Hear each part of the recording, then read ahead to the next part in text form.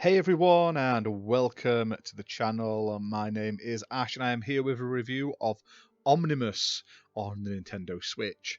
Now, this was released on the 20th of July 2023 by publisher Valkyrie Initiative, who were kind enough to send us a copy for this review. So, big thank you to them for that. Now, this is a visual novel from developer Angry Games. Originally came out on PC in 2019. It's now been ported over to Switch.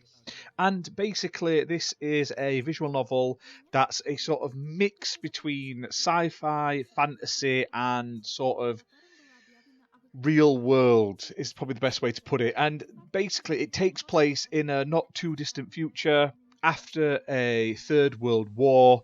Now, this world war has basically ravaged the planet. Like, there's now a unified form of government. There's no real states or anything left. They've all been sort of merged into one. There's all sorts of companies and stuff like that taking over, like corporations and stuff. And because the war was a massive war, caused loads of sort of injuries to people and stuff, there's loads of people that are now sort of in hospital, crippled, stuff like that. They can't really do much with their lives. And you play one of these such people. You're basically in a hospital, not able to do much, and you're basically given the chance to start over again in this new virtual reality sort of full immersion test that this company's doing. Now, you don't volunteer willingly, but you do end up as part of this experiment, and that's the way the story works. Imagine sort of a mix between the Matrix meets sort of Sword Art Online and stuff like that, and it's all rolled into one, and that's basically what's happening here. Now, overall, the game itself is pretty decent. I like the art style. I like the sort of cutscenes that started the story that were like a news recap and everything like that. And I love the sort of overlay and everything on the screen at times where you've got like a VR headset-esque overlay to the look of it. Now, in terms of story, it's really hard not to sort of give anything away or spoil it.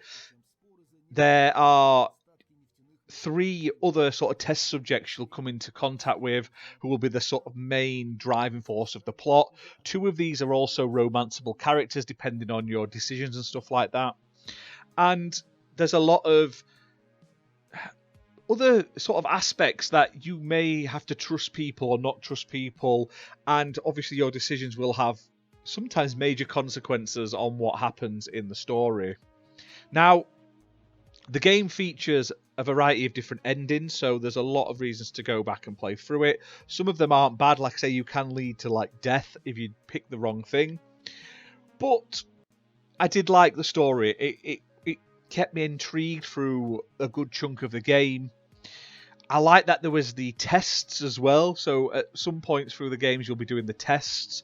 Now, I can't really say much more going on forward, but at the beginning, they sort of like the Rorschach test, where you have to look at the blots and sort of say what you see and stuff like that. And I thought that was really cool. It just sort of broke up the story aspect of the game and gave you something a bit more interactable to do. Now, the game also features great artwork as well. Not only are there sort of decent character artworks, there's also full screen images and stuff that you can unlock in a gallery, which is nice as an extra. Now, there's no voice acting in the game. The music's fine and everything, but it would have gone to the next level if it did have voice acting. Now, the game isn't particularly long. You'll get through it in a few hours, but like I say, having the variety of different endings on offer give it a lot of replayability. And it's a very nice, polished little visual novel. It's got options, which I love. You know what? I'm not into the kinetic visual novels as such. And I do like the sort of virtual reality, sort of semi downtrodden apocalyptic sort of future setting as well, where obviously mankind's on its knees and stuff, and the corporations are getting involved and everything. I like that aspect of it. Now, I won't spoil the story or anything, because literally that's the main reason to play this. The writing's pretty good as well. I like that you've got the option to have the romance options between the two female characters. I feel like they missed a trick not having like a male romance for those people that want to do that. It seems like you could easily have put that in, especially since the three characters you sort of interact with the most. But that's obviously their decision.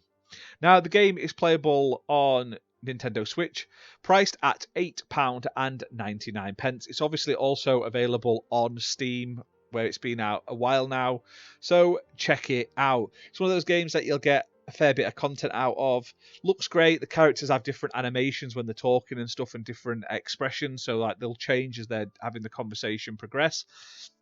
Overall, nice little game. Can't say more about it. Definitely check it out if you're into your visual novels. But that's that for this video, guys. If you've enjoyed it, hit that like button, hit subscribe, and we'll see you soon for more content. Bye for now.